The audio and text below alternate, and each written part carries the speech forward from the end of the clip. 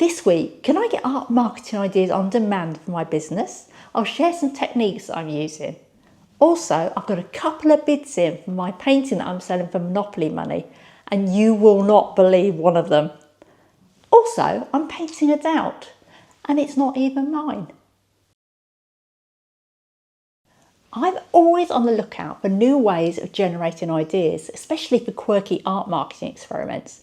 But I didn't start off learning how to generate ideas for that. It was actually for when I was doing my graphic design work. I would get so bored of doing the similar jobs over and over again. I just couldn't come up with anything. So I started reading a lot of books on creative thinking. And when I say a lot of books, I mean a lot of books.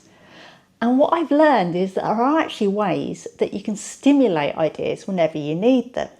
Now, the good thing now is you don't even need the books. You can use ChatGPT to give you a prompt every day. I have got plenty of ideas at the moment for my art and art marketing, but I don't want to wait until they dry up.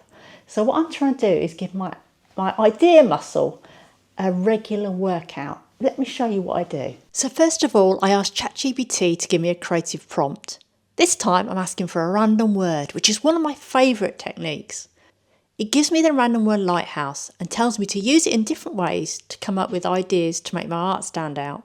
And it doesn't have to be literal. So I decide to mind map out the word.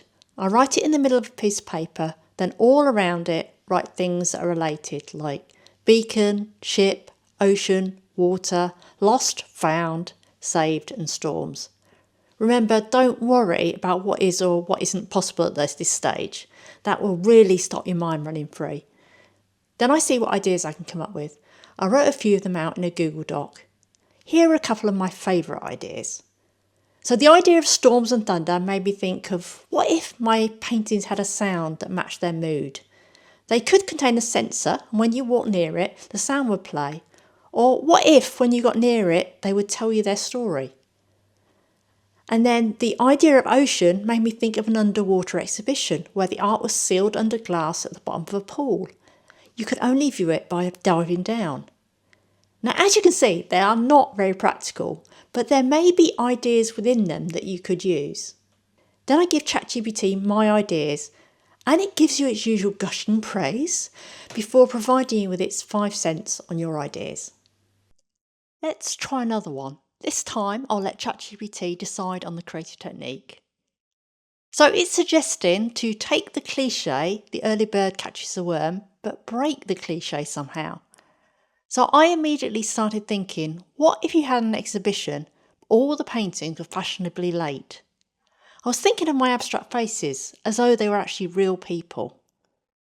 I'm imagining a gallery with empty frames, and below each one is a phone.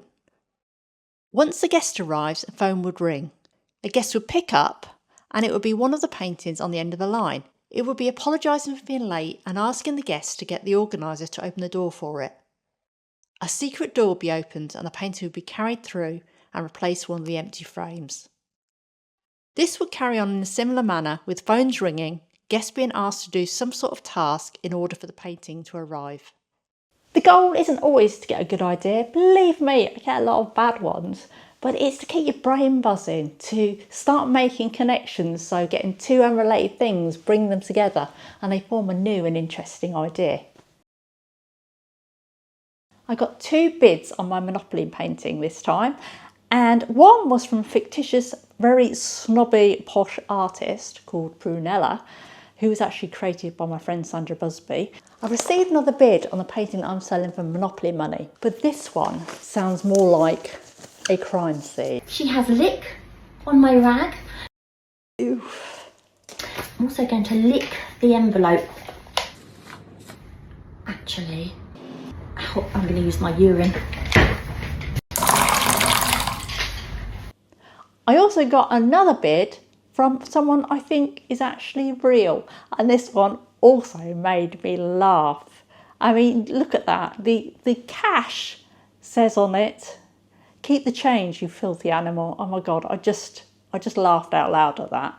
And then there's the note, which includes puns for Monopoly money. And I love the bit he's put where the person who created the Banana for 6 million, who sold that, should actually be going to jail because it's criminal, and I totally agree with that.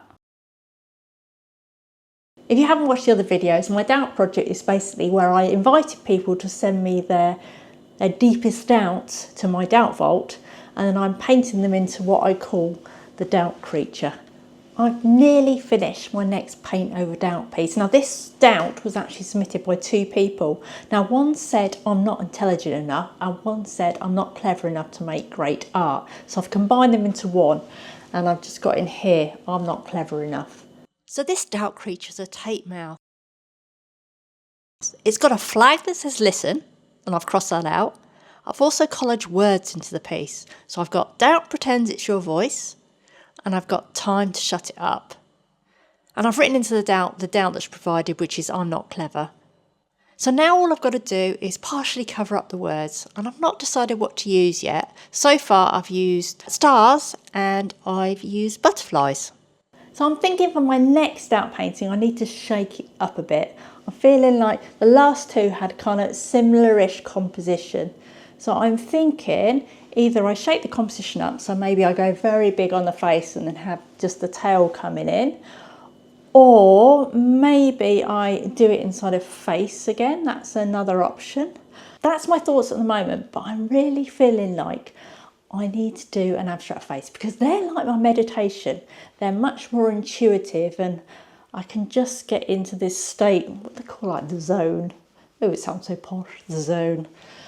Yes, so that's what I'm thinking. Maybe I do 1 or 2 of those first and then come back and do some more of the doubt paintings. Next time I'll share what's on my easel, maybe an abstract face this time. Also, I'll share any Monopoly bids that have come in, plus I've asked ChatGPT to write me a couple of books. Bespoke books to help me market my art, but will it work? I've no idea.